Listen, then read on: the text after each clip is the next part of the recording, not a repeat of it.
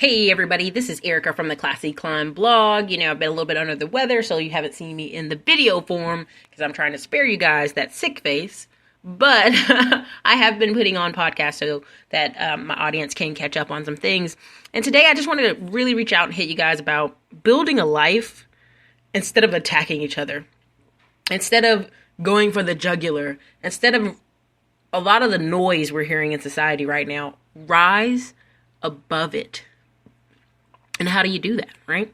But before we get started, definitely check out Classy Climb blog, check out Classy Climb School, course on how to build a business from scratch, how to gain more income. Also, I have a lot of the ebooks on there, the Rise of the 1099 Economy, and a few others. And we'll keep updating that and putting that in the links. So back to our message. How do you rise above the noise and build a life? It's easy, very, very easy to consume all day. It's easy to listen to the negative naysayers, the Super Bowl, Cam Newton, men versus women, black men versus black women, just all this stuff, right? Which is sad, but it's easy to do that. It is easy to consume, and it's easy to kind of like just get lost in that, right? Just fighting people who honestly, if you want to really be honest, aren't constructive, aren't building anything, and aren't producers. So I literally have spent the past couple of days, even though I've been sick, kind of talking into my blog, talk to text. I've been trying to finish some books here. And as soon as I jump back on Facebook, I see the same old argument. Same thing on YouTube. I see the same people who could use their platform for good, using it for the most mundane, sad things I've ever seen. Instead of, whining about relations between men and women, they could definitely talk about growing a business and how do you get respect. You can't legislate that someone respect you. You can't protest that women or men respect you. What you have to do is go out there and build your life. And if you are dressing the best you can, if you're educating yourself and you're applying yourself and saving your money, that's how you get the respect. And I've been listening to a lot of different blogs how, Asian Americans before the 1980s, before the 1980s. I mean, I even pressed into the 1980s, were really, really discriminated against, really called ugly things on TV, Archie Bunker, all those good things, and really just discriminated against. And so people not hiring them, people not talking to them. And so guess what they did? They just pressed into a different area. They say, look, this is what I'm going to do. I'm going to open up businesses, and I'm just going to sell because you won't give me a job.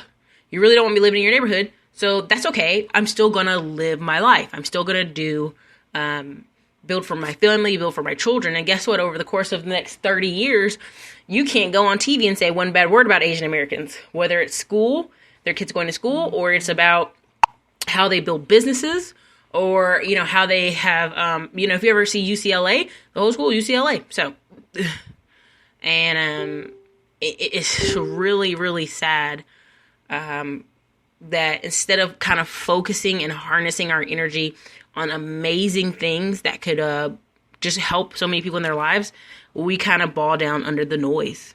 And so a lot of books that are out there I think you should read are The Platform and also How to Rise Above the Noise, A Noisy World, because it's important.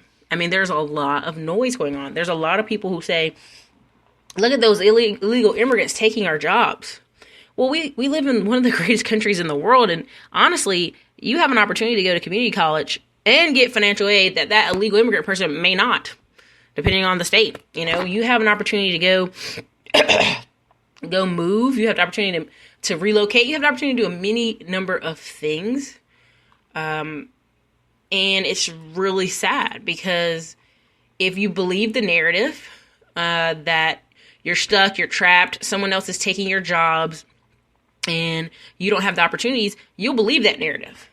I mean, right now I was looking on an article about Selma, Alabama. I think it was Selma, Alabama, or Selma, Mississippi. One of the two. Sorry, I apologize, a little sick. But they were basically complaining, all the factories left and all the jobs left after, the civil rights movement, instead of really the town integrating, it kind of just went away. And I thought, how sad is that? How absolutely sad is these people are still depending on these factories to come back when if you really look at it, they don't have to. You know, they don't have to give you a job. They're not forced to give you a job. And it's just really, really sad because I sit here and I tell people, you know, all the time you're spending listening to these videos, listening to these fights between men and women, listening to these fights about college-educated black women, or just, you know, women not respecting men, or, you know, feminism, or even, you know, Donald Trump, any of those things, could be time you spend at least 1 hour a day building something for yourself, learning about how to build websites, learning how to build t-shirts, make t-shirt companies, learning just various skills. An hour a day over the course of the year is like 365 hours or something like that. Sorry about that, you guys. But it's a lot of hours, essentially. And you have to realize you are voting with your mental capacity to say, you know what, I don't want to build anything. My life is stressful. My mind is stressful. I'm just going to go over here and laugh and watch comedy shows and smoke weed or whatever it is. And it's just really sad. It's absolutely really sad. So anyway, I hope this, guys, helps you. But I really want you to just make a challenge to yourself. Just a challenge to yourself to say, you know what I'm going to do? I'm going to spend 1 hour a day building my business. And there's a lot of people who are like, hey, oh my God, Erica, I just lost my job. I got a layoff. I'm going to go get this unemployment. I'm going to look for something else. And I go, oh, that's great. You got that unemployment. Why don't you invest in that MLM you've been talking about?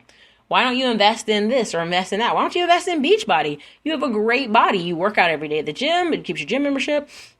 You encourage other people. You could pretty much go back and, and build a real great life for yourself. But it's just very sad that, you know, people don't look at that. They go, I'm just going to sit here and be upset and claim that, you know, people are still in jobs and opportunities have not gotten to me. And when really, you really have to start taking responsibility for your life. Because if you really take 100% responsibility for your life and say, from this day forth, I'm going to build, in a year to 2 years, wow.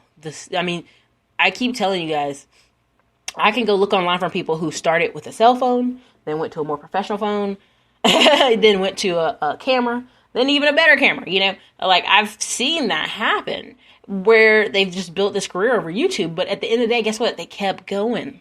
Even though they started with just a phone, they kept going. And now, of course, if you look at Ray Higdon or any of the people like him, you can go back years and years where he's been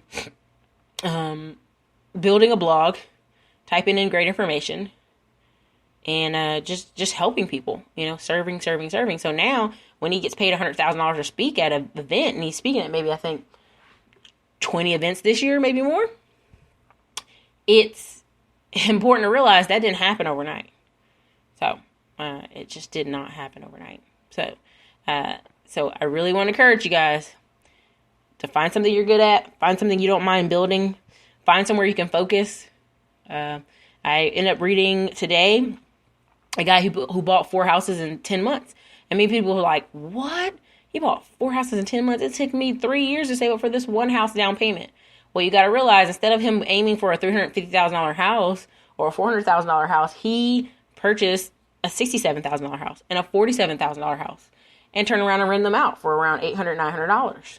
And his mortgages were like $230.